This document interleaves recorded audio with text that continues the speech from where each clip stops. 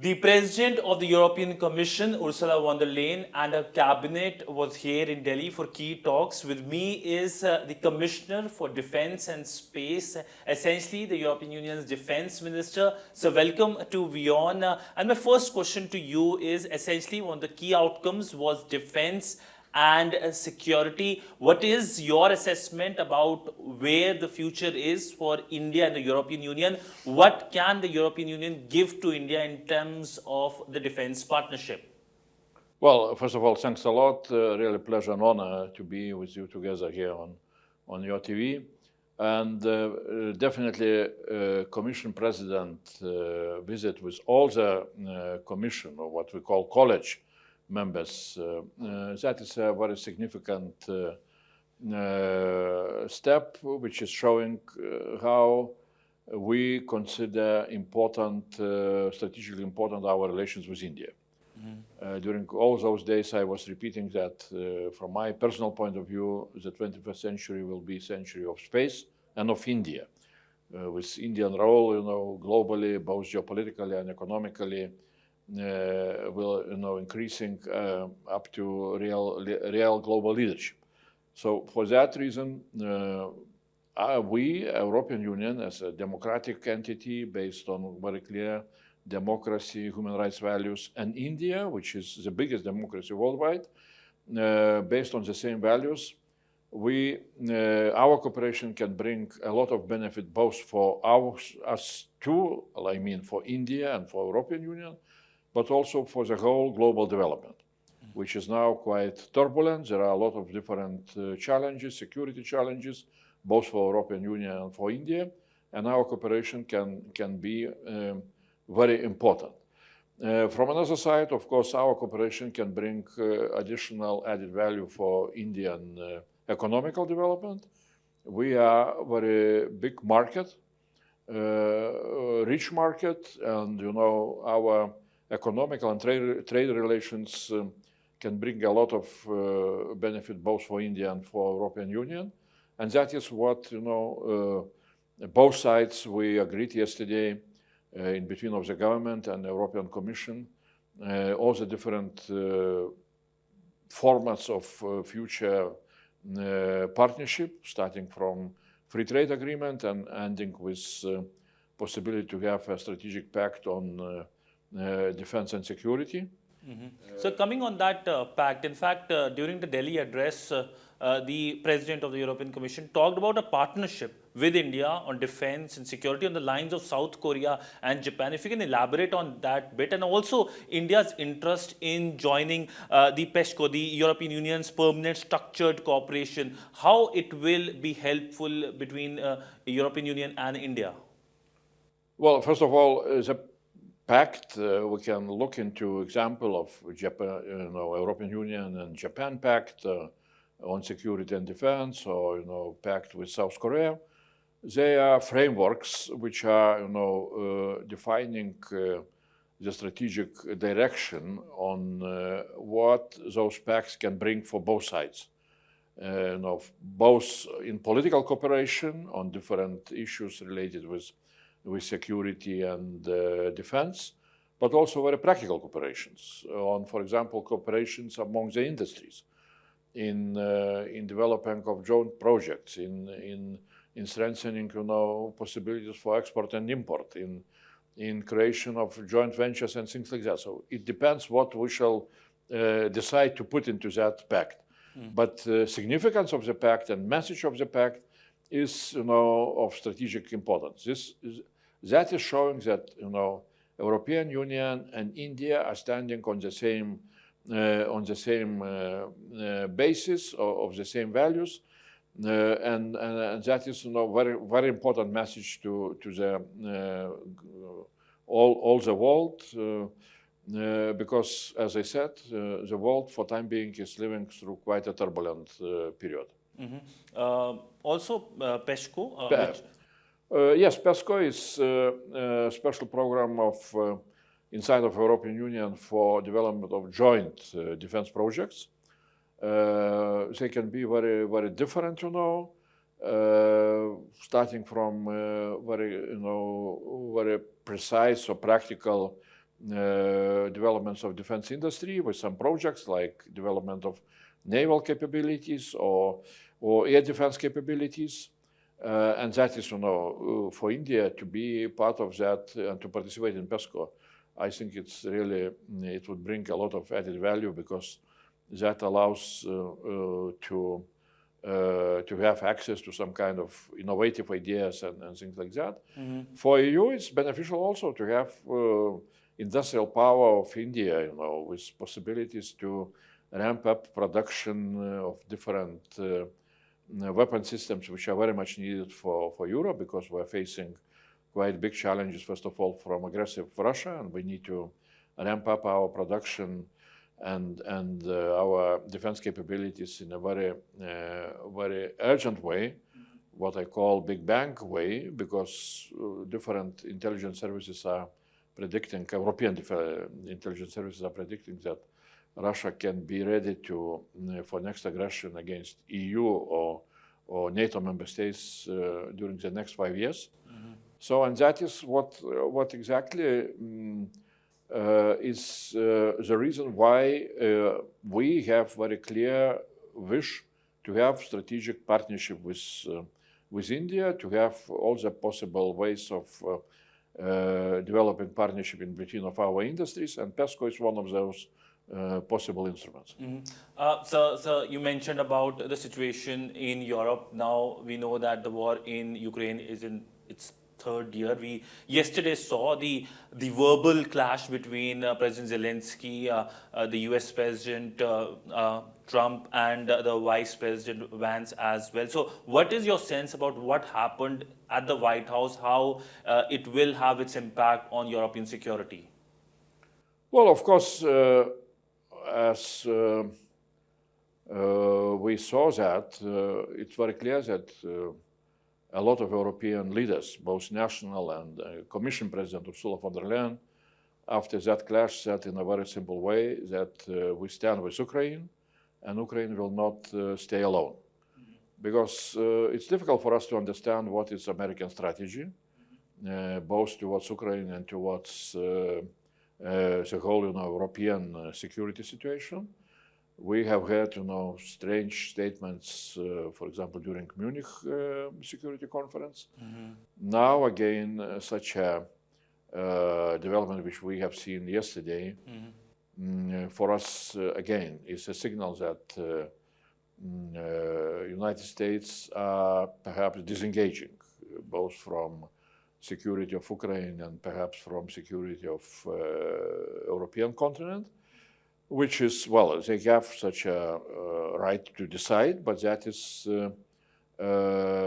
not, in my view, it's not very prudent because despite the fact that American side, they are declaring that security of Ukraine is just, the responsibility of Europe, I think that this is a wrong approach.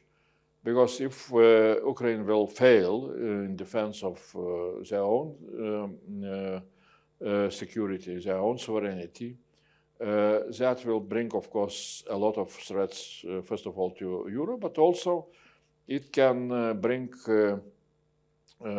a lot of new global developments, especially among what I call among the countries which belong to axis of aggressive authoritarians. It's Russia, it's Iran, it's North Korea, but also China is not far away from that axis. And China, absolutely clear, they are watching what is happening in Ukraine.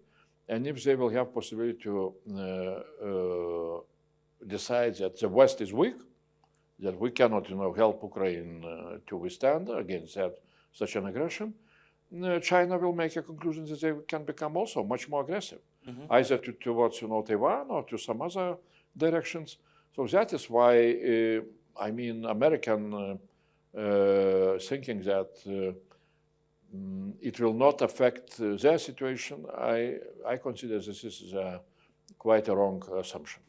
But what can European Union do to make sure that the European security is preserved? What can you give to Ukraine that is essential for its own defense needs at a time when it looks like the Americans are not supportive of President Zelensky? Well, first of all, we need to look into how much we were supporting Ukraine till now. So again, despite the fact that President Trump is trying to declare that only America was supporting Ukraine and that Europeans were not doing our part of responsibility, the real numbers are showing very clearly that our support to Ukraine, EU support during those 3 years of the war, if you calculate military support, support to Ukrainian budget, financial support and humanitarian support was somewhere around of 134 billion euros, when American support was 100 billion. So it means our support was by 30% bigger than American support. Second, if you look into military support, and to calculate all the European member states, not only EU member states, but also Great Britain and Norway in addition, then our military support is very similar to what Americans gave. It's around of 60 billion euros. It's quite a lot, definitely. But if you recalculate how much both Americans and we are giving support per year to Ukraine, military support, we shall get a very simple number. It's below 0.1% of our GDP. So we are ready to spend on our own defense around of 3% of our GDP, and to Ukraine we are giving only 0.1%, and Americans are giving also the same. So 0.1% is not zero, but also it's not 1 or 2%. So we can give more, and if Americans will withdraw, I'm absolutely sure that we Europeans will find a way how to keep really Ukraine capabilities to fight for their independence on that level which is needed. But essentially, we're looking at America, which is withdrawing. So far, for last 70 years, the European security was backed by the Americans. So what happens to Europe? We have a phrase called Atmanirbhar Bharat. Are we looking at an Atmanirbhar European Union, European Union that can sustain on its own? And also, where do you see the future of NATO? Well, definitely that's one of the topics which we are discussing now. For us, it's not something totally unexpected. I was always repeating that from the threat point of view, we have the urgent threats. It's Russia, what I said, that we need to be really very, very urgent in our development of our capabilities, because during the next 5 years, Russia can start aggression against us, especially if we shall not show our power, defense power. Second threat is rising Chinese military power, which will, in my prediction, which I was publishing earlier, that in that case, this rising Chinese military power will push Americans to shift more and more of their defense resources towards Chinese direction to mitigate China. Now, but I was always considering that can come during the next decade. Now perhaps it's coming much more quickly, but it means the same. We need to take responsibility about European defense on our shoulders. Now it's more urgent. Yes, we shall need to do some recalculation of our plans. But I'm absolutely sure that we, with all our economical power, which is, we are 10 times stronger than Russia, we can do our job. And do you think that Ukraine can become a member of NATO and it can become a member of European Union given the current situation? Ukrainian membership in the European Union, this is a task both for Ukraine and for European Union. And as you know, negotiations on this membership are going on. I think that also geopolitical situation can bring additional steps from both sides, both from Ukraine and from our side, to make those negotiations more effective, more quick, in order to have Ukraine as a member of EU very soon. Now we are developing different programs how to integrate Ukraine, first of all, into our single economical market. And first of all, we are looking how to integrate Ukrainian defense industry and European defense industry.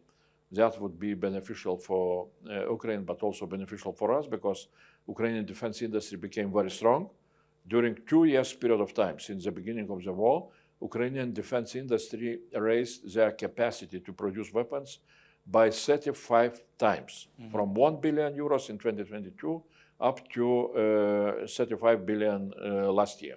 So this is what we see as really as also beneficial for us to learn from them how to do such kind of big bang in defense industry. On NATO, that is for NATO to decide. We know that Americans now are against such kind of membership, but well, we shall see how things will develop later on.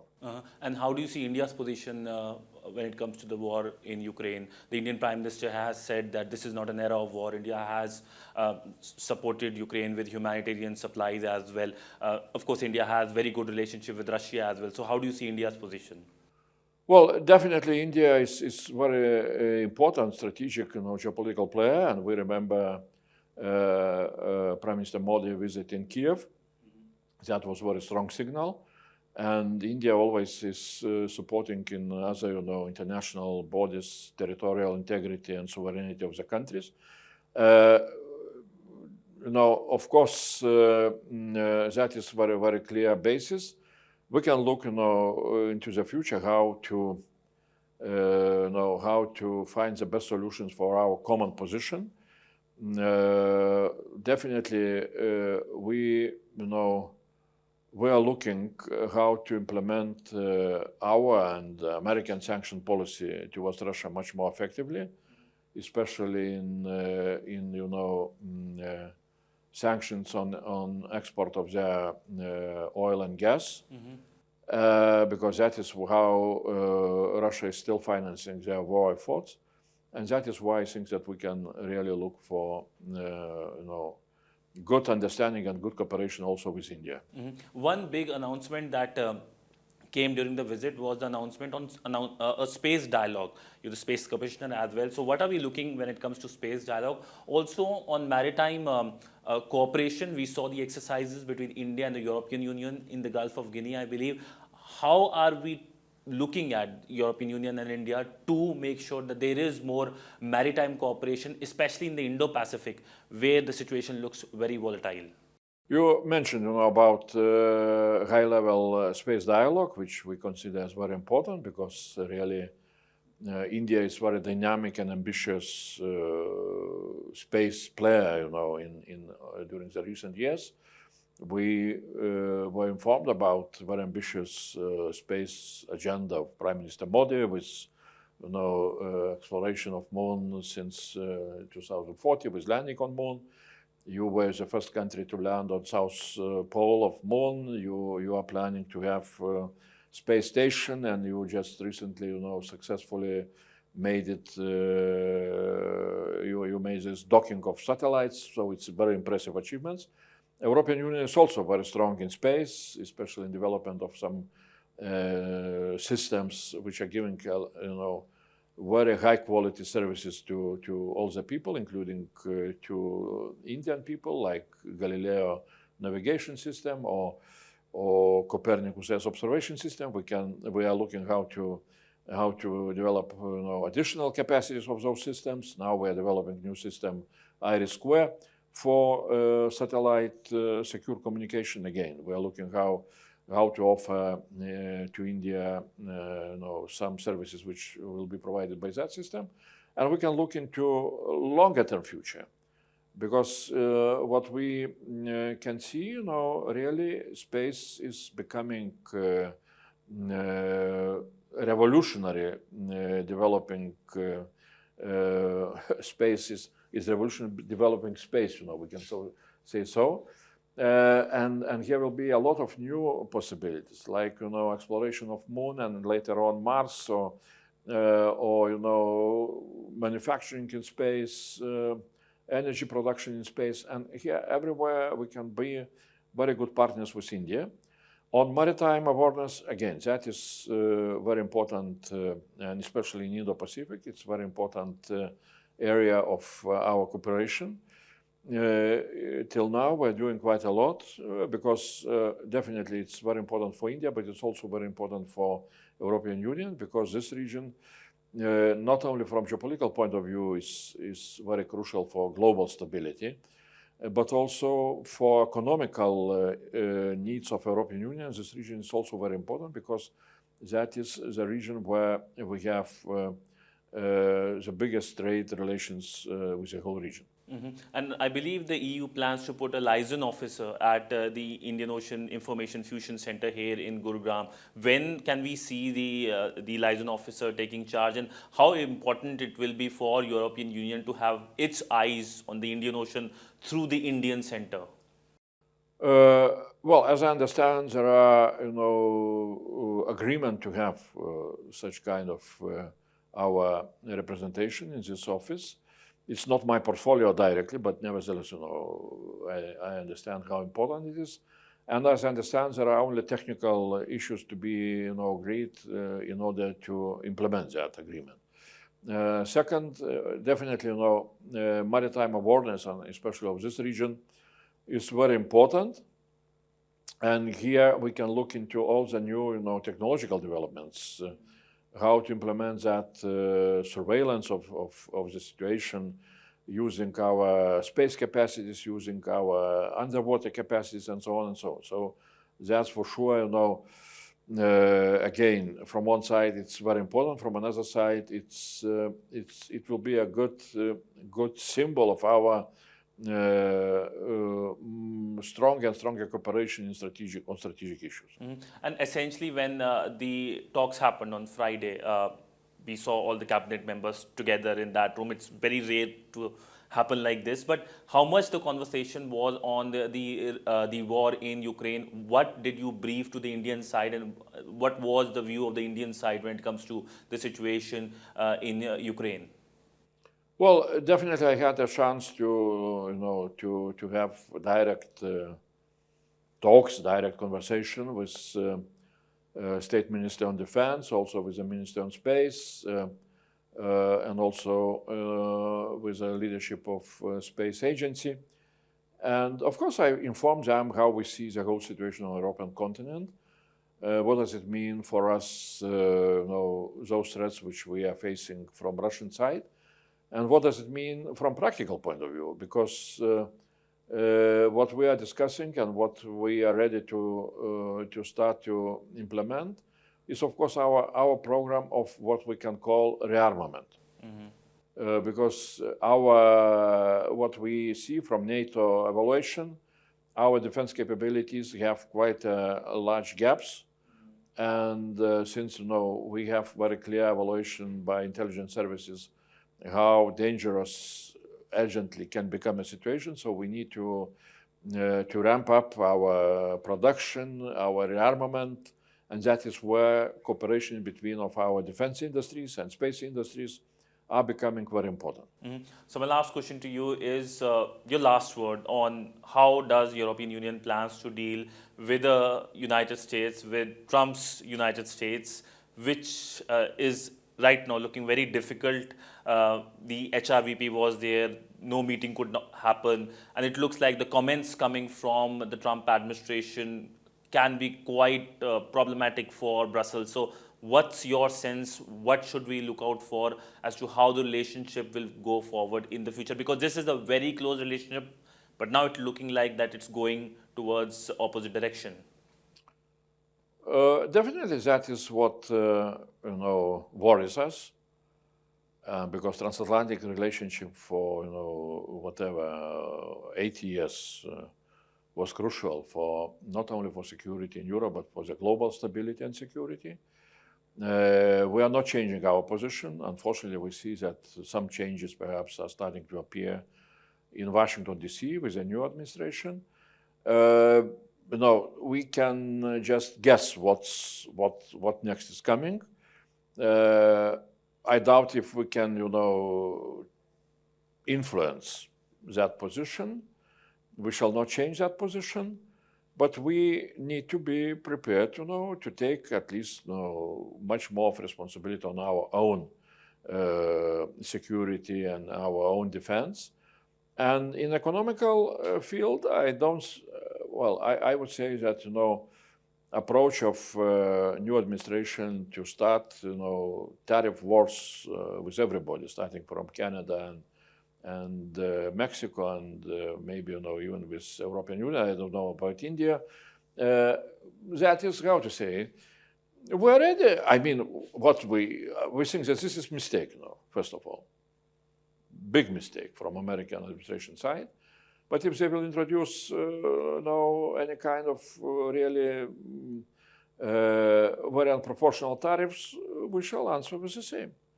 And my economical understanding is that that at the end it will be such a situation that all of us we shall suffer. It's not that Americans will win some kind of economical benefits. But end of a transatlantic relationship, do you see that? Do you see the worst case scenario? Well, as I said, we are standing on the same basis. What Americans are deciding to change their attitude, it does not depend on us. We consider that transatlantic relationship is, of strategic importance. But, some experts are speaking about the signals that new American administration is looking for the friendship, for example, with Russia and maybe even with China. So, in my view, friendships with authoritarian regimes never was bringing good outcomes. On that note, thank you so much, sir, for giving us very in-depth interview on a range of issues, whether it's dealing with Donald Trump's America or whether it is firming up relationship with India, with which it looks like the relationship is going to go in a very positive trajectory. Thank you so much, sir. Thanks a lot.